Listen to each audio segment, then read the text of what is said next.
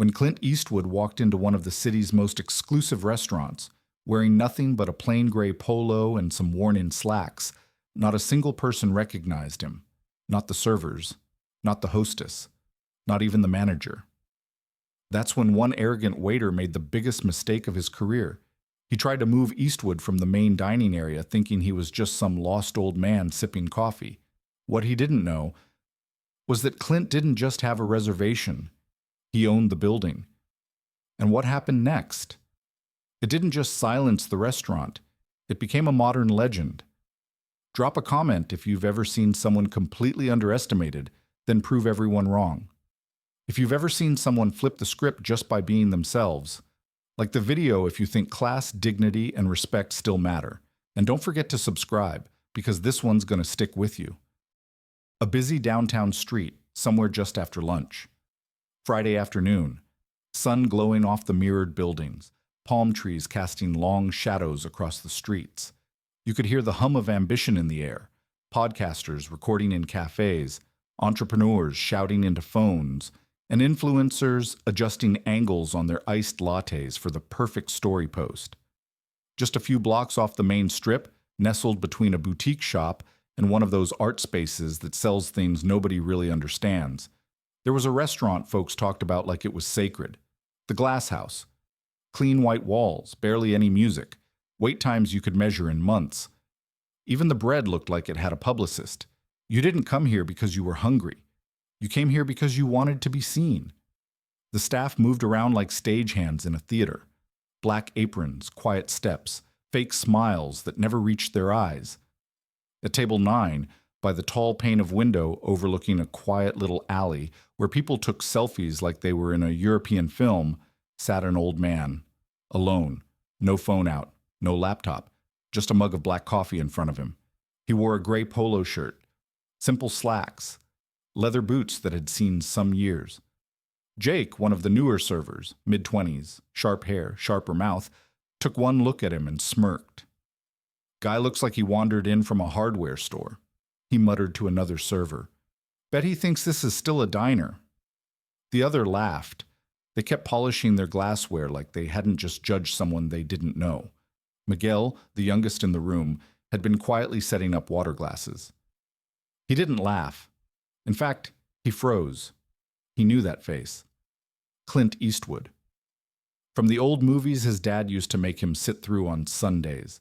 The westerns, the war epics, the growl in the voice, the stare. That stare. Miguel stared across the room, heart suddenly pounding. That wasn't just any man. But nobody else seemed to know. Jake continued. Watch, he's going to ask for the senior discount. The room didn't erupt in laughter, but it didn't stop him either. Miguel turned toward the bar, polishing a glass, jaw clenched. Legends shouldn't have to introduce themselves. But sometimes the world forgets. And sometimes that's exactly when they remind you. Jake glanced at the table again, still smug. Clint hadn't moved. He just sat there, calmly sipping his coffee, occasionally looking out the window as if the chaos and chatter around him didn't exist. All right, I'll handle it, Jake said, adjusting his apron like he was stepping into a movie scene. He strutted across the floor, plastering on a performative smile. Excuse me, sir, he began, in a tone that sounded polite but carried a smug edge. We've got some large groups coming in, and we usually keep this part of the dining area for full-service guests. The bar might be a better fit if you're just having coffee.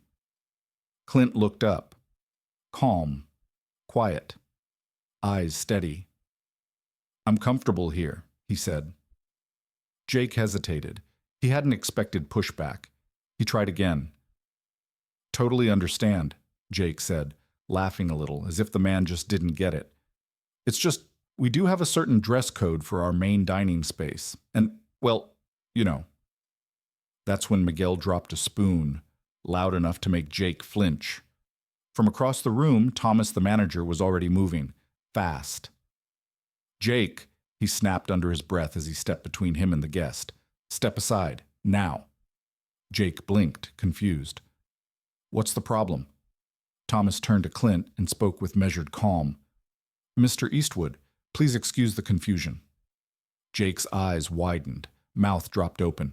Wait, what? That's Clint Eastwood, Miguel said from the side, voice quiet but firm. The Clint Eastwood. Jake turned a shade paler, looked at Clint again. Really looked, and suddenly it all clicked. The silence in the restaurant was deafening. Clint didn't move, didn't smirk, didn't say a word. He just took another sip of his coffee and waited, and everyone else waited with him. The silence after Miguel's words hung heavy, like fog refusing to lift. Jake stood frozen in place, unsure whether to apologize, run, or just disappear into the polished tile floor. Clint didn't flinch. He didn't gloat. Didn't even blink. He simply set his coffee cup down with deliberate care, leaned back in his chair, and looked at Jake. You looked at me, Clint said, voice calm but carrying the weight of someone who'd seen entire careers come and go. And you saw what you wanted to see. Jake swallowed hard. You saw an old man, sitting alone, dressed plain. You figured I didn't belong here. Maybe thought I wandered in off the street or took the wrong turn at the corner. Jake opened his mouth, but no sound came out. But let me ask you something, Clint continued, voice now low and steady. Why does someone have to look important to be important? The restaurant was still. Even the kitchen noise had died down. Staff hovered just out of frame, guests pretending not to eavesdrop. When I was younger, Clint went on, I walked onto my first film set in a shirt just like this one. I didn't know anybody. I wasn't famous. I didn't have a trailer or driver or people trying to impress me. But the crew treated me like I mattered, because that's what respect looks like. He looked around the room now, not just at Jake. Somewhere along the way, this business, and maybe the world, got it backwards. We started treating people like they mattered after they got famous, after they showed up in the magazines, after they had money. He paused. But real respect? It isn't earned through headlines. It's earned through how you carry yourself, how you treat people when there's nothing in it for you. Miguel stood a little taller. The older couple at table 4 nodded quietly. Jake shifted awkwardly. I didn't mean... I know, Clint said, cutting him off gently. You meant to do your job, but there's a difference between enforcing policy and making assumptions. Then he glanced at Miguel. You knew who I was, but you didn't say anything until it mattered. Miguel looked nervous. My dad, he showed me your movies growing up. He always said, that man never has to raise his voice to be heard. Clint gave a faint smile. Smart man. He stood slowly, not out of dramatics, but out of discipline. A man who moved with age, sure, but also with earned authority. The real power, he said, is walking into a room and not needing to prove a damn thing. And with that, he reached for his check. Thomas jumped in. Mr. Eastwood, please. It's on the house. Clint hesitated for just a moment, then nodded once. Then he looked back at Jake. We all get it wrong sometimes, he said. The only thing that matters is what we do after. And with that, he turned, heading slowly for the door. The soft jingle of the restaurant door echoed louder than it should have. Clint Eastwood didn't storm out. He didn't look back. He didn't need to. Every step he took felt like a punctuation mark on a lesson none of them would soon forget. Thomas stood frozen, eyes tracking the slow movement of a man who had just schooled an entire room without ever raising his voice. Miguel, still near the register, felt his chest tighten, not with anxiety, but with something that felt like pride. The entire restaurant was still caught in the moment. Diners whispered. A woman near the back pulled out her phone, not to take a photo, but to write something down. A quote maybe, something she didn't want to forget. Jake just stood there, eyes still wide, shoulders slumped, like a kid who'd realized his hero was real, and he'd just disrespected him. Is he really the guy from Gran Torino? A younger customer at table 7 asked. No, someone else whispered. He's the guy who made Gran Torino, and 100 other things you've probably never even heard of. But even that wasn't the point. The point was, the man who walked in quietly, who looked like he didn't belong, had reminded them all that real presence doesn't come with flash.